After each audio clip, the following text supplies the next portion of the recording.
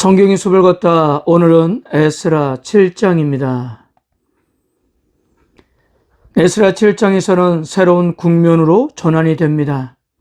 이전까지는 유다 총독인 수룹바벨과 제장 예수아를 중심으로 성전을 건축하는 내용을 다루었다면 7장부터는 하나님께서 준비하신 에스라의 사역에 집중하고 있습니다.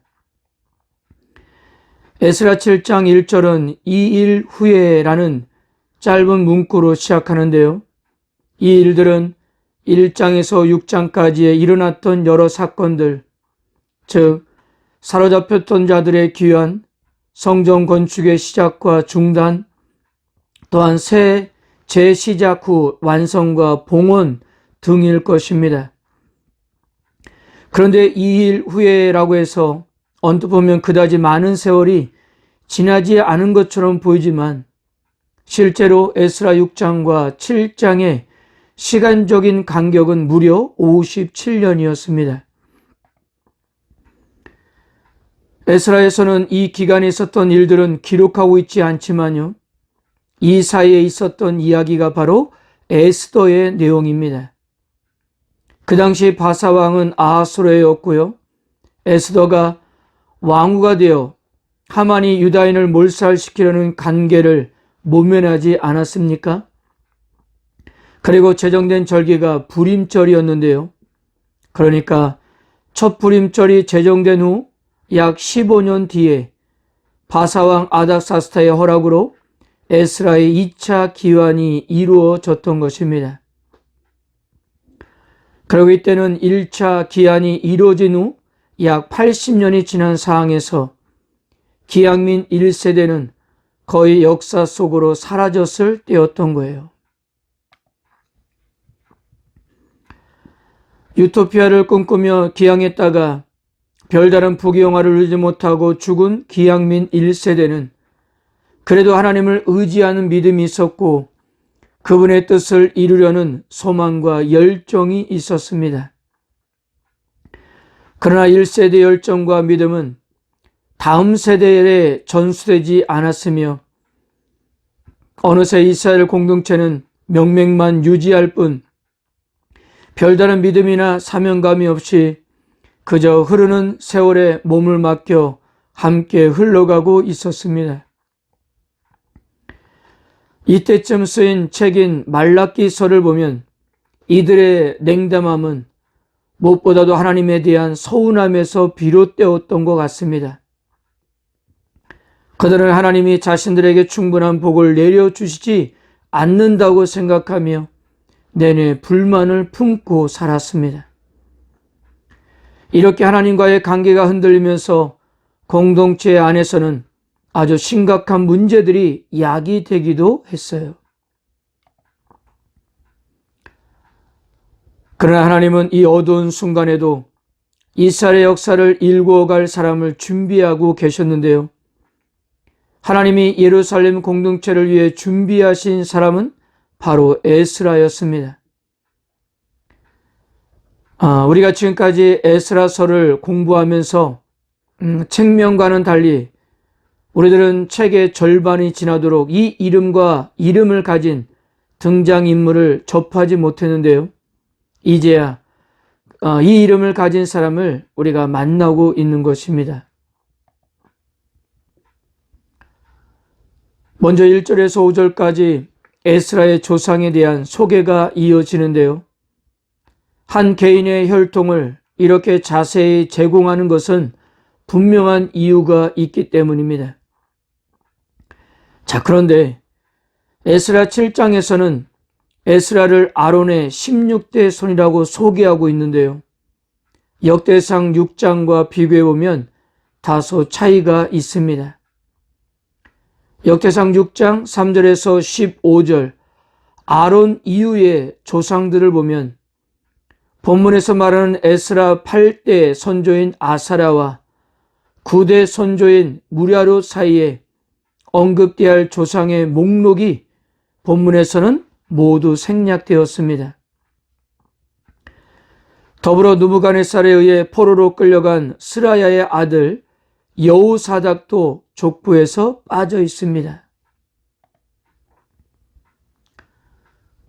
그리고 오늘 에스라 7장 1절에서 에스라의 아버지로 소개되는 스라야는 엄밀히 말하면 에스라와 최소한 120년의 간격이 있는 인물이었습니다. 혹시 여러분들이 기억하실지 모르겠지만 주전 580년 느부갓네살에 의해 남유다가 멸망당할 당시 느부갓네살에 의해 처형된 마지막 대제사장이 바로 스라야였습니다.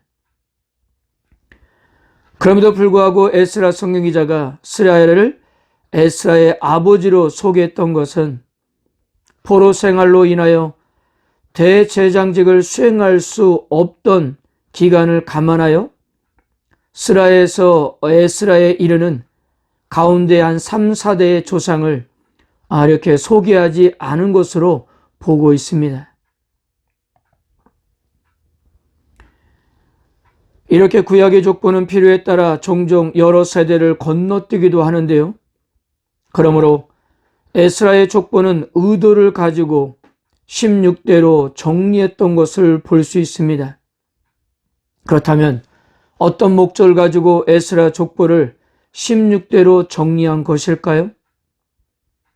첫째, 족보의 한 중심에 아사랴를 두기 위해서였습니다. 아사랴는 에스라의 이름과 동일한 뜻을 가졌는데요. 이름의 뜻이 여호와께서 도우시다이고 이 이름을 줄인 말이 바로 에스라였던 거예요. 여러분, 아사랴가 누구였습니까? 첫 솔로몬 성전에서 대제사장직을 수행했던 사람이었습니다. 이렇게 첫 성전에서 대제사장직을 수행했던 아사랴를 돋보이게 함으로써 에스라가 어떤 사역을 할 인물인지 미리 보여주기 위함이었던 것입니다. 둘째, 아론에서 에스라에 이르는 족보를 성전의 운명과 연결하고자 함이었습니다. 이스라엘의 광야 공동체에 아론이 있었듯이 기양민 공동체는 에스라가 있었습니다. 에스라가 기양민 공동체에 의미하는 바는 마치 광야 공동체의 아론과 견줄 만한 만큼 중요했던 것입니다.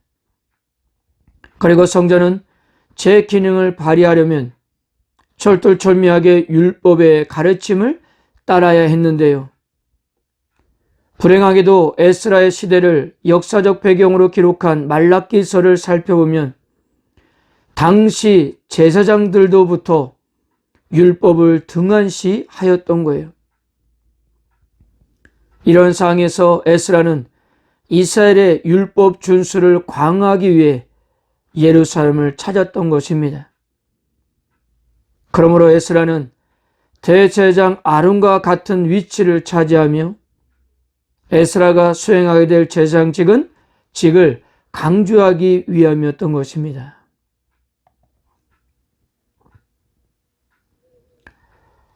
자, 6절에서 9절을 보면 제1차 포로기한이 이루어지고 약 80년이 지난 상황에서 제2차 기한이 이루어졌는데요. 2차 기한한 자들의 명단은 에스라 8장에서 소개가 될 것입니다.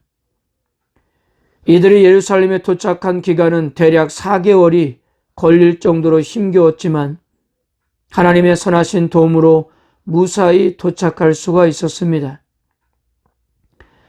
에스라는 예루살렘에 도착하자마자 자신이 해야 할 일에 대해 계획을 세웠는데요. 그는 모세의 율법에 익숙한 학자로서 10절에서 이렇게 결심했습니다. 에스라가 여호와의 율법을 연구하여 준행하며 율례와 규례를 이스라엘에게 가르치기로 결심하였더라. 그는 마음을 단단히 먹고 이 사역에 흔들리지 않을 것임을 분명히 했던 것입니다. 그리고 11절에서 26절까지는 제2차 포로기한이 이루어지게 될 아닥사스다 왕의 조서 내용입니다. 아닥사스다 왕의 조서는 에스라 4장의 르홈과 심세의 경우와 5장의 다트네와 스달보스네의 경우와는 달리 에스라의 요청이 없이 이루어졌다는 사실에 놀라움이 있는 것입니다. 11절입니다. 여호와의 계명의 말씀과 이스라엘에게 주신 율례 학자요 학자 겸 제장인 에스라에게 아닥사스다 왕이 내린 조서의 초본은 아래와 같으니라. 학자라는 단어가 어색하게 2번이나 반복되는 이유는 그가 하나님의 율법을 연구하는 학자임과 동시에 바사 정부에서도 학자라는 직책을 맡았기 때문일 것입니다. 비록 아닥사스다 왕은 조서를 발표하기 전 고레스의 경우처럼 하나님의 감동하심을 입은 것은 아니었지만 고레스의 명령과 유사한 형식을 띠고 있어요. 고레스는 성전 건축, 포로기환, 재정지원, 성전 재경 구모, 성전 그릇의 복기 등을 명령했었습니다.